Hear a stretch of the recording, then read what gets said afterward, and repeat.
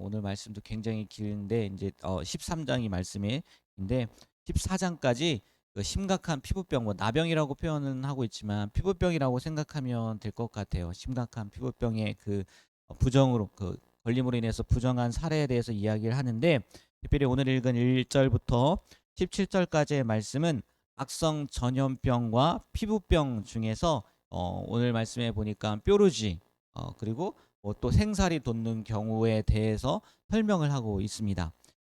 오늘 말씀을 보니까 제사장은 신중하게 이 피부병의 증세를 살피고 판단해야 합니다.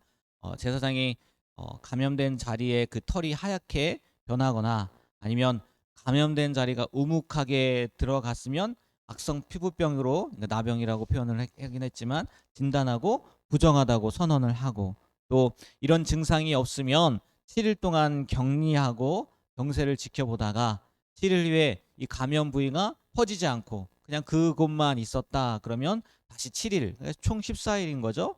그 14일을 격리한 후 병이 사라지면 정하다라고 선언을 한다고 합니다. 또 이는 단순 피부병으로 옷을 빨아입으면 정하게 되고, 그리고 이렇게 정하다는 판단을 받은 다음에도 혹시 다시 피부에 그 뾰루지가 살갗에 번지면 제사장은 이제 부정하다고 선언을 하고, 이런 방식으로 만성이 된 악성 피부병들을 진단해요.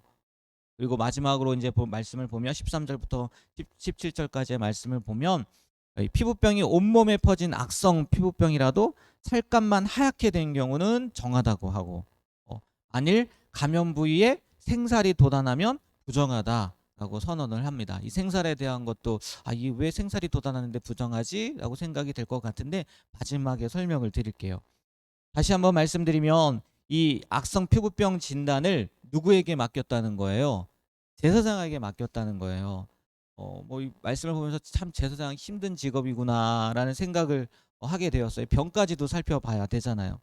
그리고 제사장뿐만이 아니라 사람들도 싫었을 것 같기는 해요. 물론 그 당시에 사람들은 안 그랬을 수도 있을 것 같은데, 지금의 상황으로 보면 아니, 내 병을 왜 의사에게 맡겨야지, 그 제사장에게 보여라고 하면서 싫어했을 것 같기도 해요. 그리고 또 한편으로는 제사장이 뭔데 자신의 삶 전체가, 그렇지 않습니까? 만약에 오늘 말씀에 나와 있는 나병이다, 악성 피부병이다, 전염된다, 그렇게 되면은 어떻게 해야 돼요?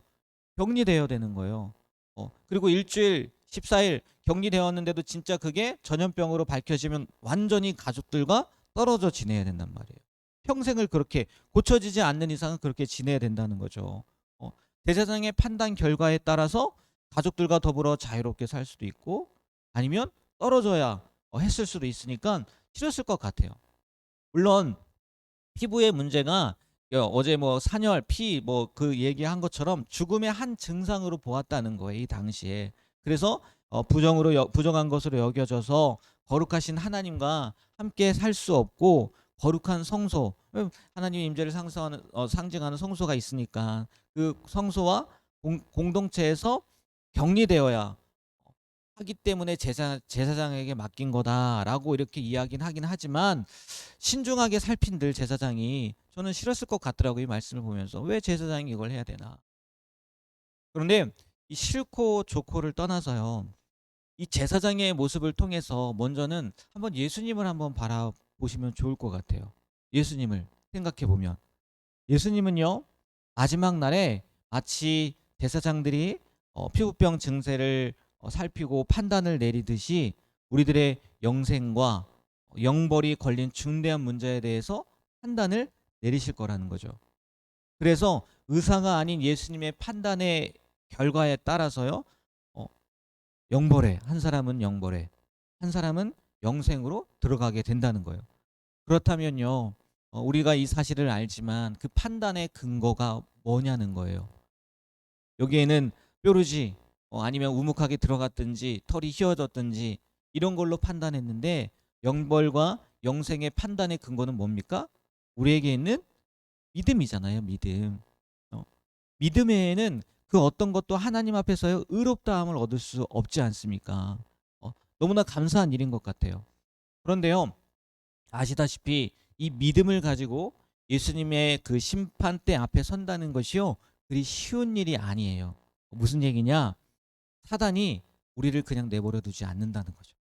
그 믿음을 유지하도록, 그 믿음을 가지고 예수님 앞에 나아가도록 이 땅에 사는 동안 내버려 두지 않는다는 거예요. 하나님께서는 늘 믿음으로 된다. 그 믿음으로 말미암아 구원받는다. 그걸 생각해라라고 이야기를 하는데, 사단은 야, 네 믿음 갖고 되겠냐? 그리고 너의 삶이 이런 데 되겠냐? 늘 우리를요 시험한다는 거예요.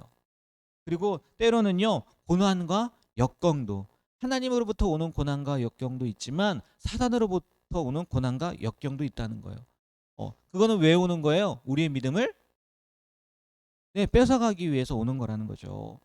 그래서 때로는 사람도 잃게 하고 사랑하는 가족도 잃게 되고, 우리는요 오늘 이 말씀을 통해서 물론 제사장 그 부분에서 또 예수님까지 가고 또 예수님에서 믿음까지 오긴 했지만, 이 모든 문제에 있어서 특별히 이 믿음의 문제에 있어서요 자신이 있어야 될 줄 믿습니다.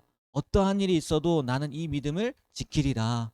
그 어느 누구에 의해서도, 특별히 사단의 그 계략과 관계에 의해서도 나는 이 믿음을 빼앗기지 않으리라 라는 결단을 가지고 그 믿음을 지키는 마음으로 살아가야 될 줄 믿습니다. 음, 우리가 믿었다고 해서요 마음 놓고 살아도 된다는 건 아니거든요. 주님께서도 분명히 말씀하시니까요. 우리가 그 믿음을요 끝까지 유지하고 나아갈 수 있는 그런 귀한 삶이 되길 축복합니다. 그리고 이 제사장의 모습을 통해서 예수님뿐만이 아니라 우리의 모습도 볼 수 있었으면 좋겠어요. 제사장의 말 한마디로 인해서요 사람의 삶이 바뀌었어요. 그렇지 않습니까? 정말 무엇이 옳고 그른지 오늘 말씀으로 비추면 부정하고 정한지 그 구별하기가 쉽지 않은 세대를 살아가고 있습니다. 생각이 바뀌고 환경이 바뀌고 문화가 바뀌어서 그렇다고 뭐 쉽게 이야기할 수 있겠지만, 그 안에 분명히 하나님께서 원하시지 않는, 하나님께서 기뻐하시지 않는, 하나님이 싫다고 하는 그런 일들이 있을 거라는 거예요. 우리는 그것을 잘 분별해야 될 줄 믿습니다. 특히 죄가 우리 가정에, 또 우리 자녀들에게, 또 나에게 틈타지 못하도록 철저히 구별해야 될 줄 믿습니다. 네, 우리의 판단에 따라 생사가 걸려 있을 수도 있는 거예요. 우리의 판단에 따라 우리의 자녀들의 믿음이 걸려 있을 수도 있는 거예요. 오늘 이 말씀을 통해서 제사장이 나구나, 나로 말미암아 생사가 결정될 수도 있는 거구나 라는 것을 생각하시면서, 정말 어떠한 일이 닥쳐왔을 때, 아니 어떤 문제들이 왔을 때, 어떤 상황들이 왔을 때 이게 오늘 말씀에 비춰, 오늘 말씀처럼 내가 정하다고 이거는 괜찮은 건지, 아니 이거는 괜찮지 않은 건지 분별할 수 있는 지혜를 달라고 구하는, 그 지혜를 구하는 우리가 되었으면 좋겠습니다. 그래서 어떠한 것도 우리의 가정, 우리의 자녀, 또 나에게 들어오지 못, 그러니까 부정한 거죠. 하나님 기뻐하지 않는 것이 들어오지 못하도록 막을 수 있는 그런 분별력을 가지게 되길 축복합니다. 마지막으로요. 그 아까 말씀드리면서 생살에 대한 말씀 드렸지 않습니까? 10절을 보면 생살이 생겼는데 오히려 나병이라고 부정하다고 했다는 거예요. 저도 이게 이해가 안 되더라고요. 그래서 찾아봤더니 이런 말씀이더라고요.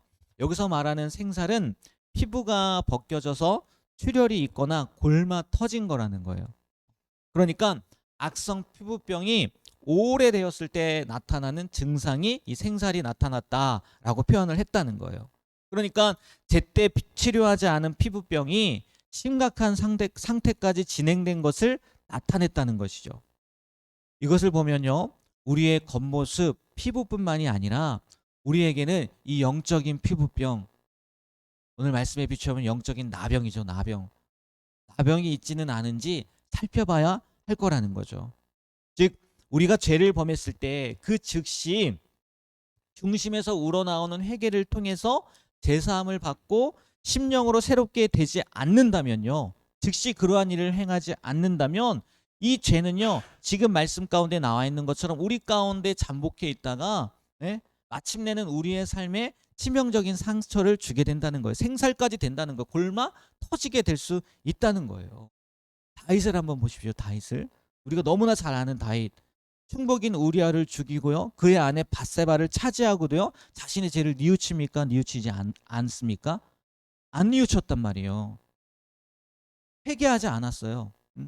나단 선지자가 왔을 때요, 그때의 모습을 보면요 회개가 뭡니까? 다윗은요 아예 뭐 하고 있었어요? 잊고 있었어요. 아예 그 문제에 대해서 생각조차 하지 않고 있었어요. 어떻게 알 수 있냐?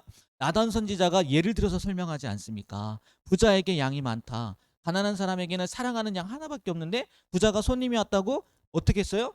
그 양을 자기가 가져가서 잡았단 말이에요. 우리는요 이게 쑥 이어지니까 그 모습을 뭐 이거 다윗 얘기하는 거네. 단번에 알잖아요. 단번에 알잖아요. 그런데 다윗은 그런 얘기를 했음에도 불구하고 그게 자신을 얘기한 줄 알았어요? 몰랐어요?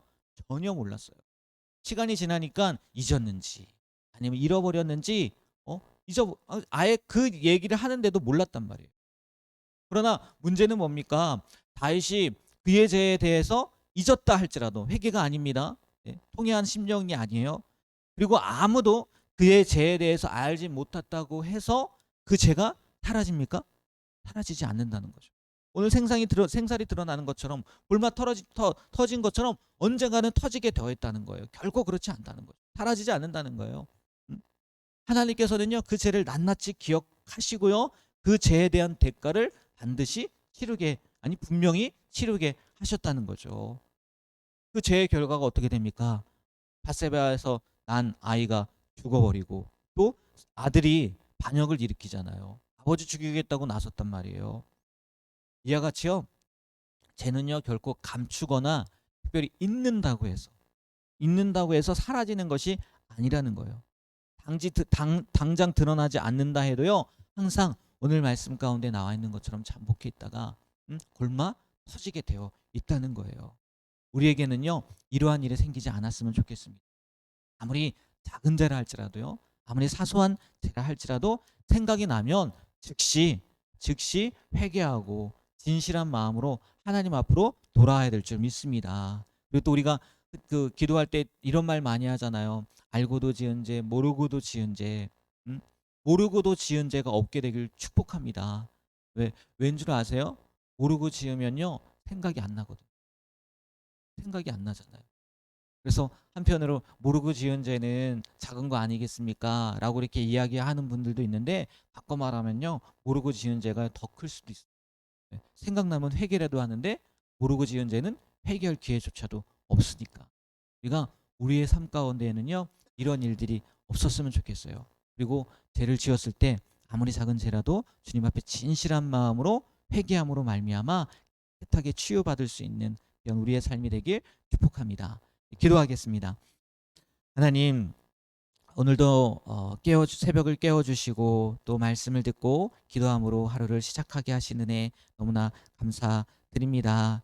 하나님 우리가 이 제사장의 모습으로 살아갈 수 있도록 붙잡아 주시고 이 세상 가운데 살면서 더러운 것들 하나님이 기뻐하지 않는 것들이 우리의 가족에게 또 우리의 자녀들에게 나에게 틈타지 못하도록 늘 조심하며 근신하며 깨어있을 수 있는 분별할 수 있는 지혜를 허락하여 주시옵소서. 그리고 이 제사장의 모습을 통해서 믿음으로 하나님 앞에 나아간다는 것, 믿음으로 영생으로 들어갈 수 있다는 것을 다시 한번 생각하게 되었고 더 나아가서 그 믿음을 그 누구에게도 특별히 사단에게도 빼앗기지 않게 되길 소망하는 마음을 가졌습니다. 하나님 정말 그렇습니다. 세상을 살아가면서 우리를 유혹하는 문제들, 그 믿음을 버리게 하는 문제들이 생길 때가 많이 있습니다. 하나님 그때마다 오늘 말씀을 기억함으로 철저하게 하나님 앞에 나아오고 또 그 믿음을 지켜 영생에 이룰 수 있는 우리의 삶이 되게 하여 주시옵소서. 감사하며 또 축복하며 그렇게 될 줄 믿고 예수님의 이름으로 기도합니다. 아멘. 하늘에 계신